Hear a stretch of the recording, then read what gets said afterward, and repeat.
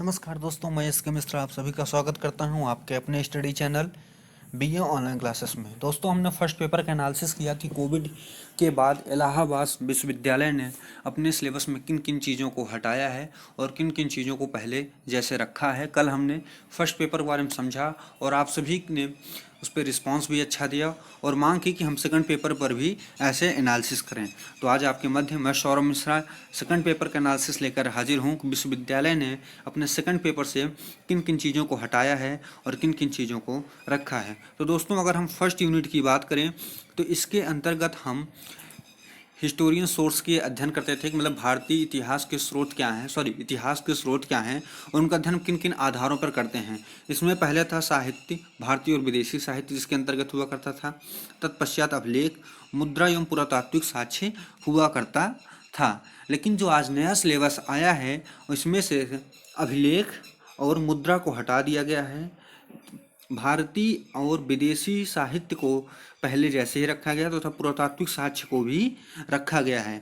यानी कि हम बात करें तो पहले यूनिट में केवल इतना परिवर्तन आया है कि अभिलेख और मुद्रा को हटा दिया गया है। ऊपर की तरफ फर्स्ट यूनिट पुरानी सिलेबस दिया हुआ है, नीचे जो रेड कलर में लिखा गया है इसमें आपका नया सिलेबस लिखा हुआ है। जैसा कि आप देख पा रहे हैं कि नए सिलेबस में अभिलेख और मुद्रा को हटा दिया गया है। चलिए हम सेकंड यूनिट की तरफ बढ़ते हैं और उसमें देखते हैं कि क्या परिवर्तन किया गया है।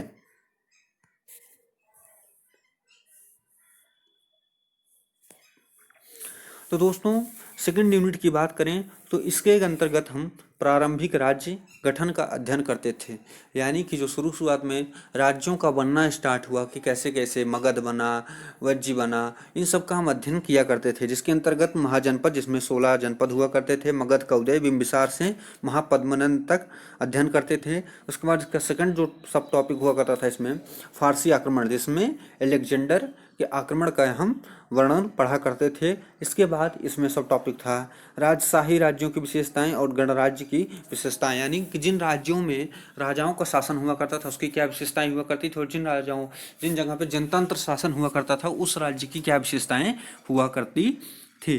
तो जो नया यूनिट आया है इसमें सभी चीज़ों को पहले जैसे ही रखा गया है, बस इसमें से राजशाही राज्यों की विशेषताओं को हटा दिया गया है। जैसे कि जो नीचे रेड कलर में लिखा हुआ है उसमें आप देख पा रहे होंगे कि राजशाही राज्य विशेषताओं की कहीं उल्लेख नहीं किया गया है। यानी कि जो नया पाठ्यक्रम आया है उसमें से इसको हटा दिया गया है।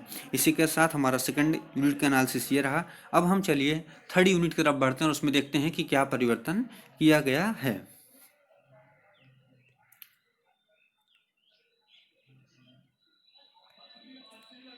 यदि हम थर्ड यूनिट की बात करें तो इसके अंतर्गत हम Mauryan empire and its decline, यानी मौर्य साम्राज्य और इसका पतन कैसे हुआ इसके बारे में विस्तृत अध्ययन किया करते थे। जिसमें हम चंद्रगुप्त का अध्ययन करते थे, फिर मौर्यकाल का पूरा सामाजिक, प्रशासनिक और अर्थव्यवस्था कैसे थे उस समय की उसको अध्ययन करते थे। अशोक का धम्म था, मौर्य साम्राज्य का पतन हुआ करता था।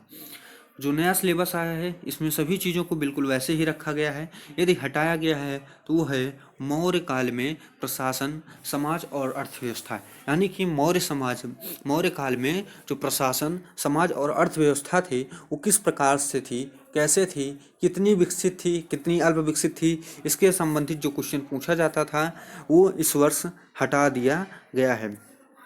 देखिए, मैं आपको यहाँ एक बात विशेष रूप से बताना चाहूँगा कि इन चीज़ों को सिलेबस से नहीं हटाया गया है। आपके सिलेबस से इन चीज़ों को कट नहीं कर दिया गया है।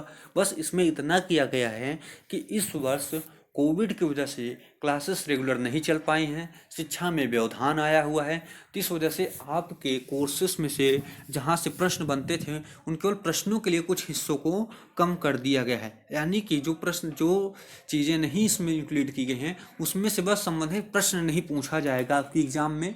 ऐसा नहीं है कि आपके पाठ्यक्रम से हटा दिया गया है या आपको पढ़ना नहीं है, पढ़ना आपको है। आप मेरी आग्रह है कि आपसे चीज़ों को पढ़ लें, समझ लें, क्योंकि बहुत बढ़िया और क्रमबद्ध सिलेबस था। इन चीज़ों को अगर हटा दिया जाएगा तो सिलेबस की गरिमा काफ़ी कम हो जाएगी, या कहें तो उसका जो महत्वपूर्ण था या जो उसमें उसका योगदान हुआ करता था इन चीज़ों को, उसको आपको समझने में प्रॉब्लम्स आएंगे। तो चीज़ों को नहीं हटाया गया है, सिर्फ कोविड की वजह से इस वर्ष इन सब जगहों से आपसे क्वेश्चन नहीं किया जाएगा।